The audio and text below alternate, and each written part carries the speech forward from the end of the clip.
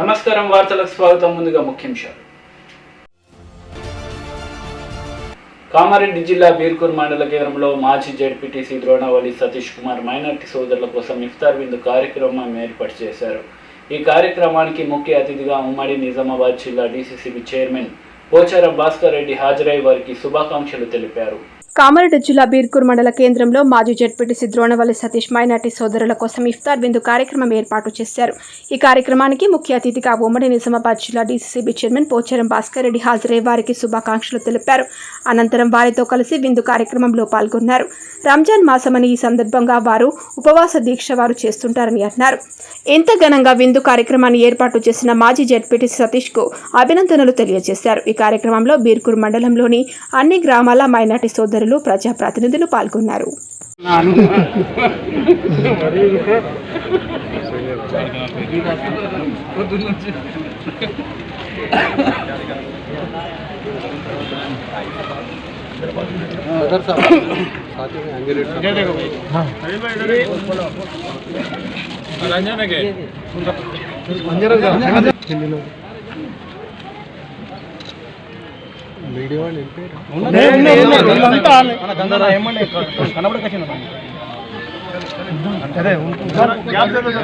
TV9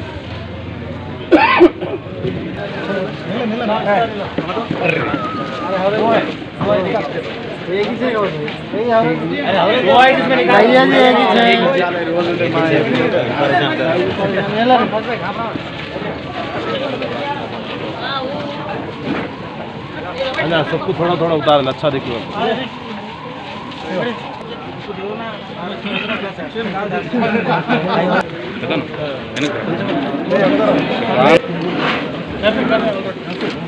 दुआ याद करो कल अपने बात है.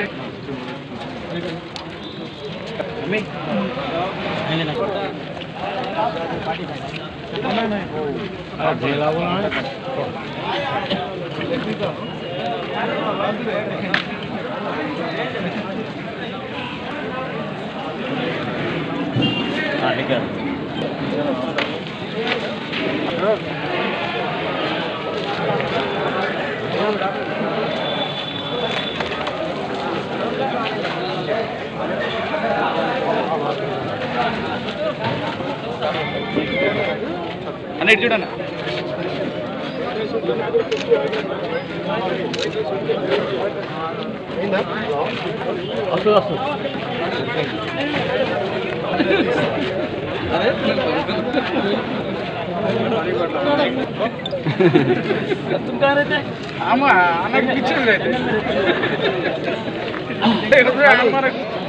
రాస్తారు.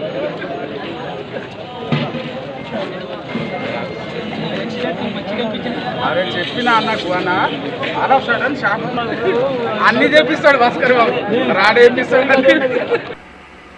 Union minister Kishan Reddy media సమావేశం నిర్వహించారు. రాష్ట్ర ప్రభుత్వ వైఖరితో రైతులకు తీవ్ర నష్టం జరిగిందని మంత్రి కిషన్ రెడ్డి ఆరోపించారు.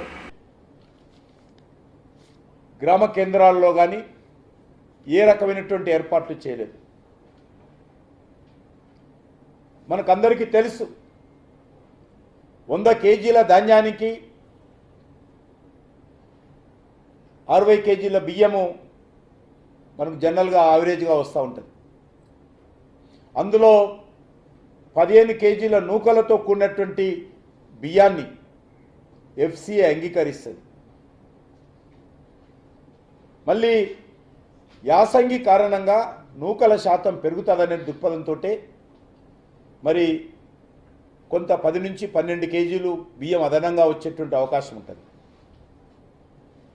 ఈరోజు దీనికి సంబంధించి రాష్ట్ర ప్రభుత్వము ముందు జాగ్రత్త చర్యలు తీసుకున్నా, రైతులను ఏదైతే సీడ్ విత్తనాలు వాడతామో దాంట్లో కొంత మార్పులు చేసినా, ఒక నెల రోజుల ముందు పంటలు రైతులతో వేయించినా ఈ 10 నుంచి 12% నూకలు కూడా వచ్చేటువంటి అవకాశం ఉండదు. యాస్టీస్గా టోటల్గా ఇతర రాష్ట్రాలలో ఏ రకమైతే రైస్ను మనము రైస్ మిల్లుల ద్వారా ఉత్పత్తి చేసుకుంటున్నామో అదే రకంగా తెలంగాణలో కూడా చేసుకునేటువంటి అవకాశం.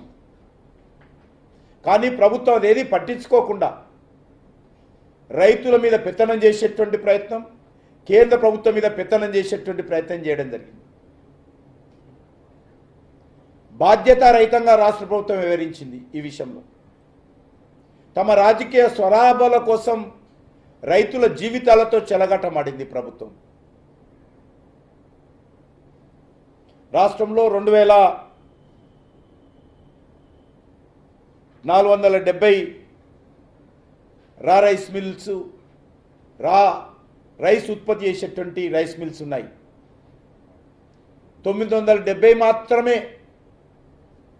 బాయిల్డ్ రైస్ తయారు చేస్తాయి. ఆ 970 కూడా ఏ మాత్రం మార్పులు చేయకుండా రైస్ ప్రొడ్యూస్ చేసేటువంటి అవకాశం ఉంటుంది. మొత్తం అన్ని రైస్ మిల్స్ రైస్ ప్రొడ్యూస్ చేయడానికి అవకాశం ఉంది. బాయిల్డ్ రైస్ చేయడానికి ప్రత్యేకమైనటువంటి ఎక్విప్మెంటు, ప్రత్యేకమైనటువంటి వ్యవస్థ, ప్రత్యేకమైనటువంటి మిషనరీ, ప్రత్యేకమైనటువంటి మరి పని దినాలు వెచ్చించాల్సి ఉంటుంది. ఈరోజు ధాన్యం క్వింటాల్కి 1960 రూపాయలు ఎంఎస్పి కేంద్ర ప్రభుత్వం ప్రకటించింది. మరి ఈరోజు వరకు కూడా గత రబీ సీజన్ సంబంధించి, గత ఖరీఫ్ సీజన్ సంబంధించి ఇవ్వాల్సినటువంటి బియ్యం, అవి రైస్ కావచ్చు లేక బాయిల్డ్ రైస్ కావచ్చు, అది ఇంకా ఫుల్ఫిల్ చేయలేదు. ఈ యొక్క ఏప్రిల్ 31తో ఆ సీజన్ కూడా కేంద్ర ప్రభుత్వం చేసుకునేటువంటి ఇప్పటికి 6 సార్లు 6 టైమ్స్ ఎక్స్టెన్షన్ చేశాం. రాష్ట్ర ప్రభుత్వ అభ్యర్థన మేరకు ఈ రైస్ ప్రొక్యూర్మెంటు గత సీజన్ సంబంధించి 6 సార్లు ఎక్స్టెన్షన్ చేశాం. ఎక్స్టెన్షన్ చేసిన తర్వాత కూడా రాష్ట్ర ప్రభుత్వం ఇవ్వలేకపోయింది. ఇప్పుడు కొత్త సీజన్ ప్రారంభమవుతుంది. కొత్త సీజన్ ప్రారంభమైన తర్వాత కూడా గత సీజన్ సంబంధించినటువంటి 2 దశలకు సంబంధించినటువంటి ఖరీఫ్, యాసంగి 2021 సంబంధించి 21-22కి సంబంధించి రాష్ట్ర ప్రభుత్వము ఎఫ్సిఐకి బియ్యం సకాలంలో ఇవ్వలేకపోయింది.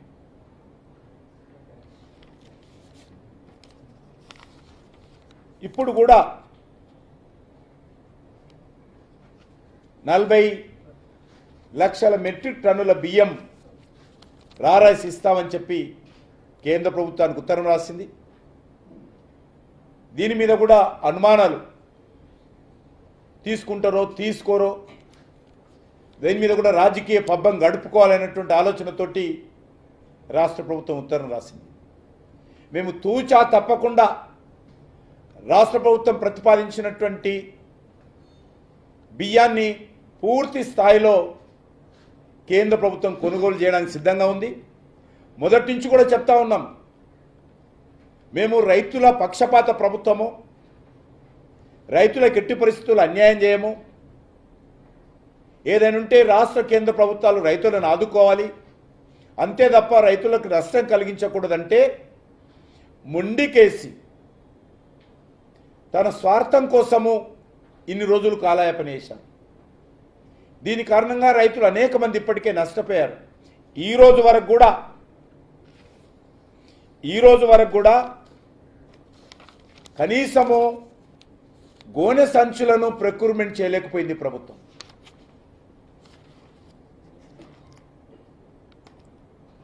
విపరీతమైనటువంటి గోనె సంచుల కొరత ఉంది. తేమ కొలిచే యంత్రాలు లేవు, తూకం వేసే కాంటాలు లేవు.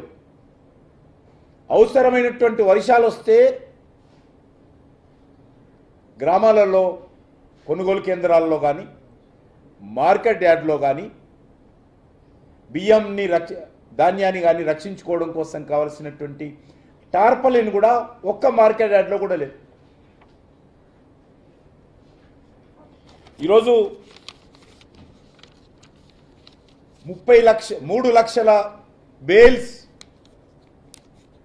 బియ్యము, ఈ యొక్క 40 లక్షల యొక్క లేక ధాన్యానికి సంబంధించి 60 లక్షల యొక్క LMT 60 lakhs మెట్రిక్ టన్స్ ఏదైతే ధాన్యం వస్తుంది అనుకుంటున్నారో దానికి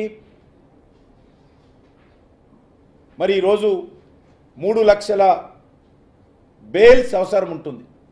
అంటే ఈచ్ బేల్ 500 బస్తాలు ఉంటాయి.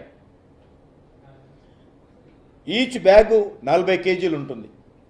అంటే 60 లక్షల మెట్రిక్ టన్నుల ధాన్యానికి ఈరోజు మరి 15 లక్షల గోన సంచులు అవసరం. 15 కోట్లు, 15 crores గోన సంచులు కావాలి. అన్ని రాష్ట్రాలు కూడా జనవరి నుంచే ప్రిపరేషన్ మొదలుపెట్టాయి. 15 కోట్లు, 15 crores బస్తాలు గోన సంచులు కావాలి.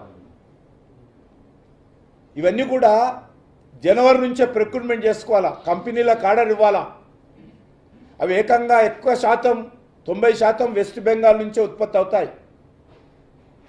ప్రొడక్షన్ అవుతుంది. రాష్ట్ర ప్రభుత్వం దగ్గర ఈరోజు 1 కోటి బస్తాలు కూడా లేవు. ఏ రకంగా సేకరిస్తారని అడుగుతా ఉన్నాను. ఏ రకంగా ట్రాన్స్పోర్ట్ చేస్తారు? కేసీఆర్ కానీ, కేసీఆర్ కుటుంబ సభ్యులు కానీ, ఈ తండ్రి కొడుకుల ప్రభుత్వాలు కానీ తటాలలో బియ్యం మోస్తారని అడుగుతా ఉన్నాను.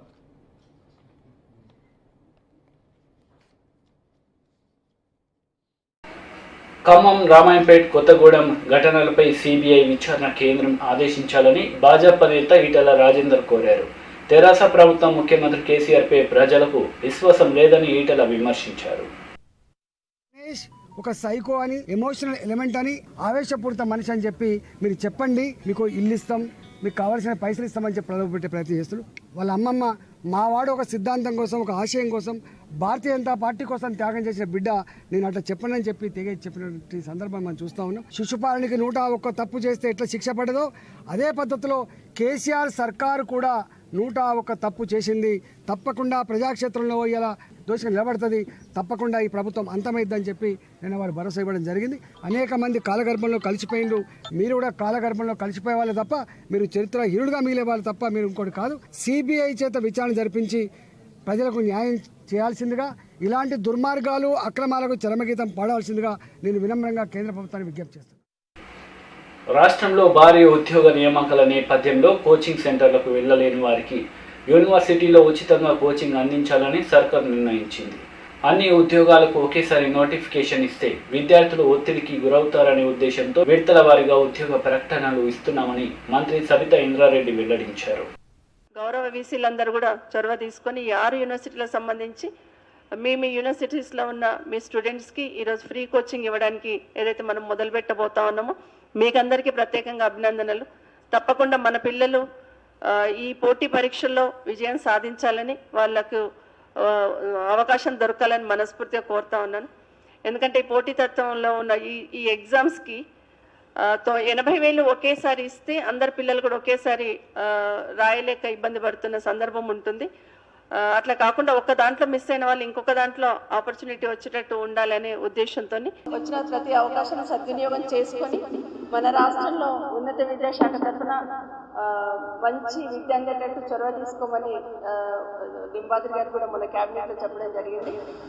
మీకు అందరికీ కూడా మరొకసారి అభినందిస్తూ ఈ కార్యక్రమాన్ని దిగ్విజయం చేయాలని, కోఆర్డినేట్ చేసుకోవాలని, రోజు స్టూడెంట్స్ అందరికీ కూడా వాళ్ళను ఎవరు ఒకరు కూడా డ్రాప్ కాకుండా ఉండేటట్టు వాళ్ళకు మంచి ఫ్యాకల్టీని పెట్టి మీరు ఈ కోచింగ్ సెంటర్స్ని సక్సెస్ చేయాలని మరొకసారి మనస్ఫూర్తిగా కోరుకుంటూ, వాళ్ళకు కావాల్సిన మెటీరియల్ కూడా అందించాలని, ఆ మెటీరియల్ సంబంధించి ఇబ్బంది పడకుండా ఉండడానికి ఏదున్న ఉన్నత విద్యా మండలి నుండి హెల్ప్ చేయడానికి చైర్మన్ గారు వాళ్ళ టీం ముందుంటారని మరొకసారి తెలియజేస్తూ మరొకసారి అందరికీ all the best, congratulation. Hyderabad వ్యాప్తంగా నిర్వహించిన ముందస్తు నియామక పరీక్షల్లో ఉత్తీర్ణులైన 1,500 మంది అభ్యర్థులకు ఉచితంగా శిక్షణ ఇవ్వనున్నట్లు నగర పోలీస్ కమిషనర్ సివి ఆనంద్ తెలిపారు. గత నెల గూగుల్ లింక్ ఒకటి ఇచ్చేసి అప్లికేషన్స్ అన్నీ క్వాలిఫై చేశాము. 21,000 మంది అభ్యర్థులు విద్యార్థులు చేశారు. 1600 మంది ఎగ్జామ్ రాశారు, స్క్రీనింగ్ టెస్ట్. దాంట్లో 7200 మందిని మా ఎగ్జామినర్స్ ఎవరైతే ఉన్నారో వారు స్క్రీన్ చేసి సెలెక్ట్ చేయడం జరిగింది. ప్రతి జోన్లో 1500 మందికి ట్రైనింగ్ ఇవ్వడానికి మేము అన్ని ఏర్పాట్లు చేశాము. బాన్స్వాడ నియోజకవర్గ ఇన్ఛార్జ్ కాసుల బాలరాజ్ ఆధ్వర్యంలో రైతులకు అండగా గతంలో రాష్ట్ర ప్రభుత్వం యాసంగి సీజన్లో వరి వేయొద్దని చేసిన ప్రకటనతో రైతులు పంటలు సాగు చేయక బీడు భూములుగా ఉంచుకున్నారు. వరి వేయని వారికి ఉరే వేసినట్లయిందన్నారు.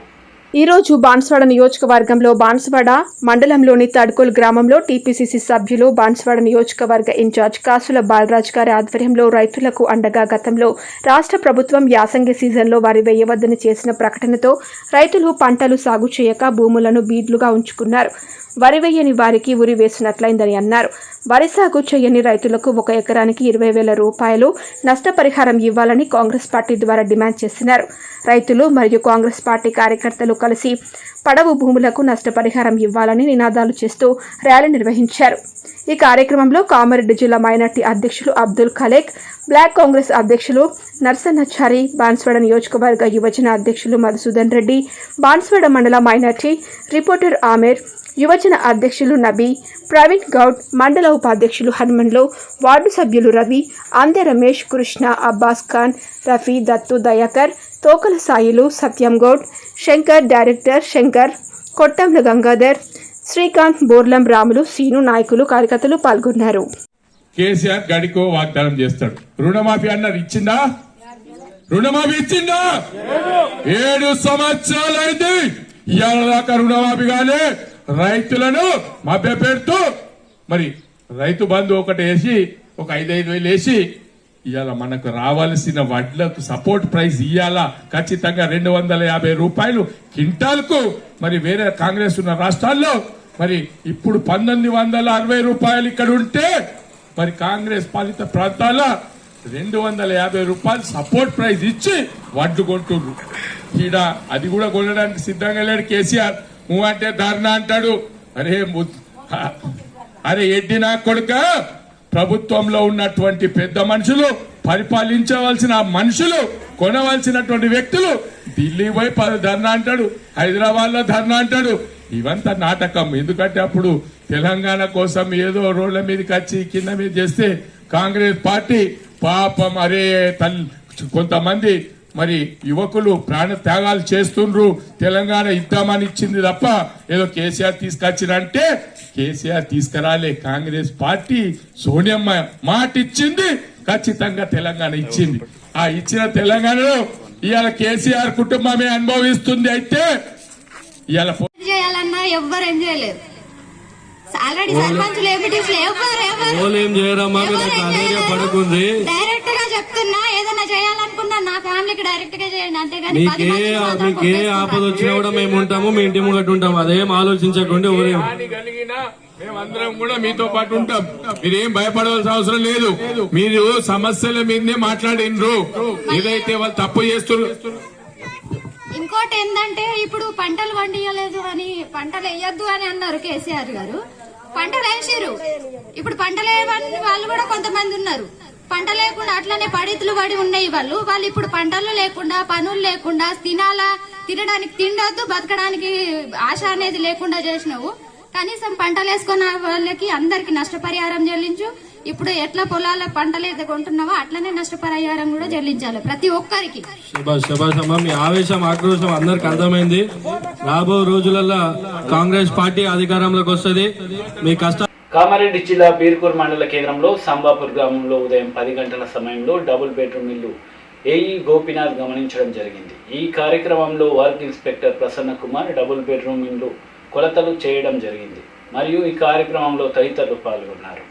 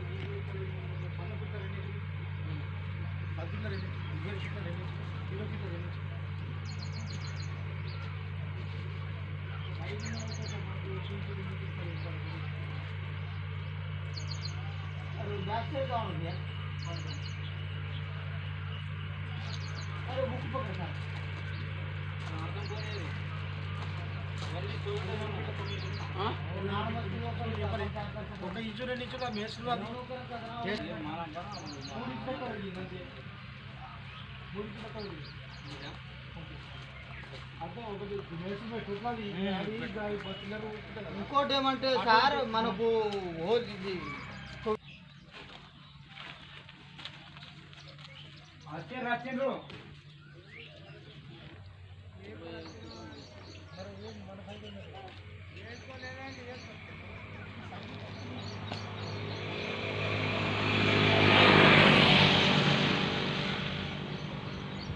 వార్తలు ముగించే ముందు ముఖ్యాంశాలు మరోసారి. ఈ వార్తలు ఇంతటితో సమాప్తం. తిరిగి ప్రసారమయ్యే వార్తలు మళ్ళీ కలుద్దాం. అంతవరకు సెలవు. నమస్తే.